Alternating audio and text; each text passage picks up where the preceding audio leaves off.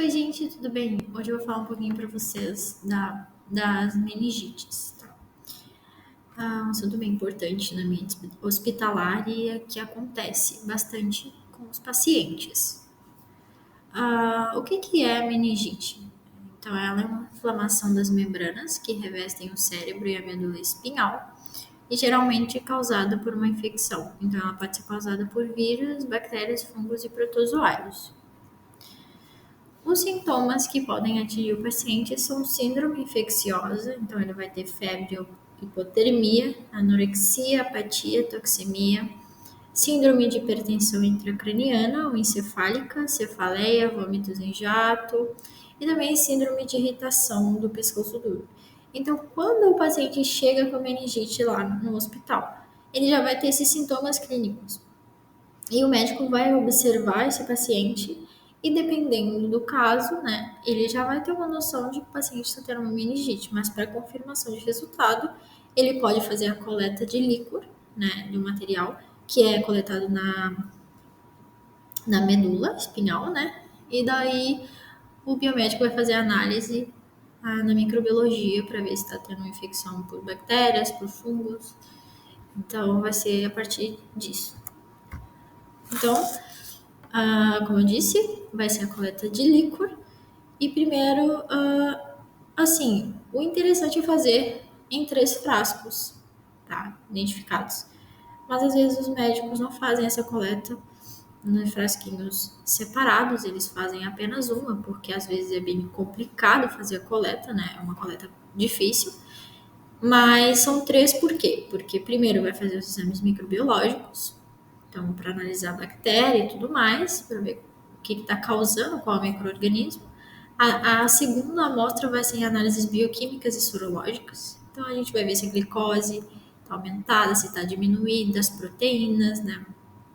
E na 3 vai ser a contagem celular.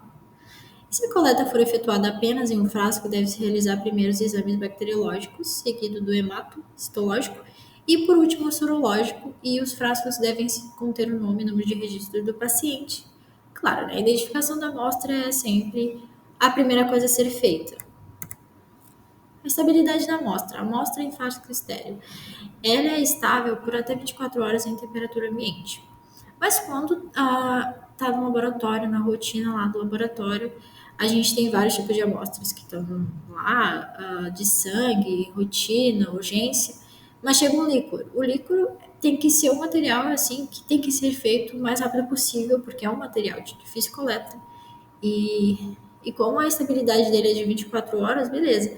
Não é um tempo tão curto assim, mas igual é essencial que seja analisado o mais rápido possível. E a amostra em placas semeadas ela é estável por 48 horas em temperatura ambiente. O líquor, então, quando ele vai ser analisado para suspeita de meningite, ela pode ter diferentes micro-organismos associados dependendo da idade do paciente. Por isso que é importante essa identificação. Os biomédicos, quando fazem análise, é interessante que eles tenham a idade do paciente, porque isso vai interferir no micro-organismo causador.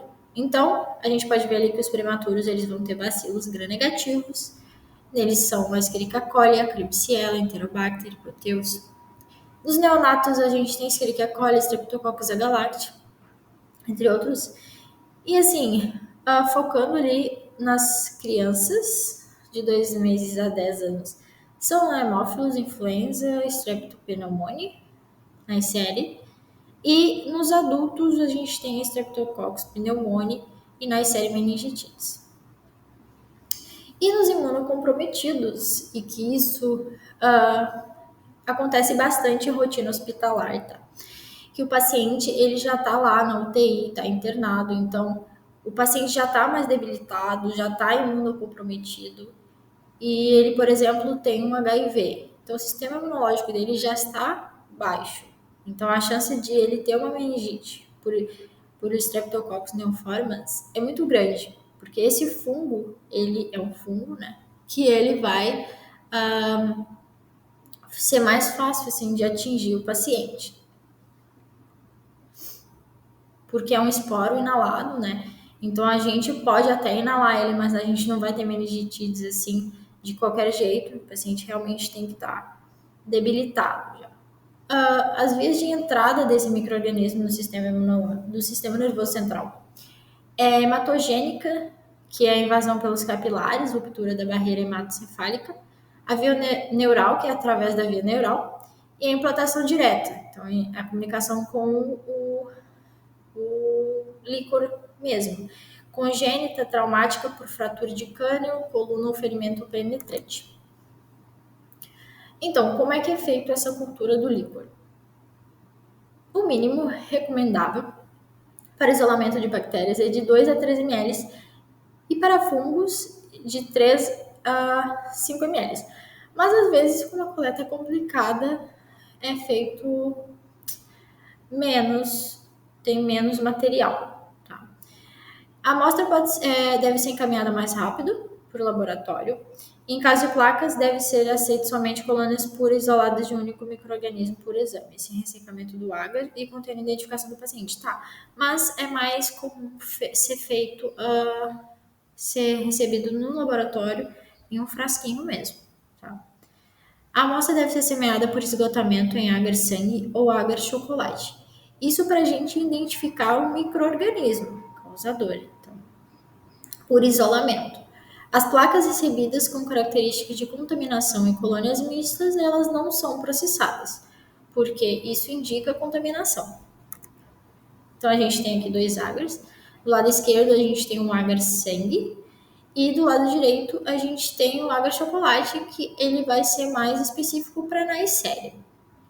E o agar-sangue, ele é mais usado para vários tipos de bactérias, assim. Então, o agar chocolate ele vai ser mais específico, tá? Ele tem mais, como eu vou falar, ele tem mais, esqueci o nome. Ele é um meio mais enriquecido. Então, a Neisseria meningitidis, vamos entrar especificamente nas características das bactérias que são causadoras das meningitidis. A Neisseria, ela é um diplococo gram-negativo. Os sintomas que incluem são cefaleias, náuseas, vômitos, letargia, falência de múltiplos órgãos, choque, coagulação. E o diagnóstico ele é clínico. O médico vai analisar o paciente, mas para confirmação de resultado ele vai pedir os exames, que vai ser confirmado por cultura, que é como eu mostrei na imagem anterior das plaquinhas. Essas são as culturas. E o tratamento ele vai ser feito com penicilina ou cefalosporina de terceira geração. Depois nós temos o Streptococcus pneumoniae, que ele é uma causa de pneumonia comunitária, flora normal do trato respiratório superior, de 5 a 10%. Então, a bactéria está lá normalmente, tá? Causa bacteremia em adultos e crianças, e entre as causas mais comuns em adultos de meningite. E 50% dos casos de otite média aguda. Emergência de cepas resistentes aos antimicrobianos penicilina G. Depois a gente tem o Haemophilus influenza, que é um coco, bacilo gram-negativo. E o isolamento ele é feito em agar-chocolate, usando microaerofilia, e não vai crescer em agar-sangue. Então, seriam essas as informações mais marcantes da meningite.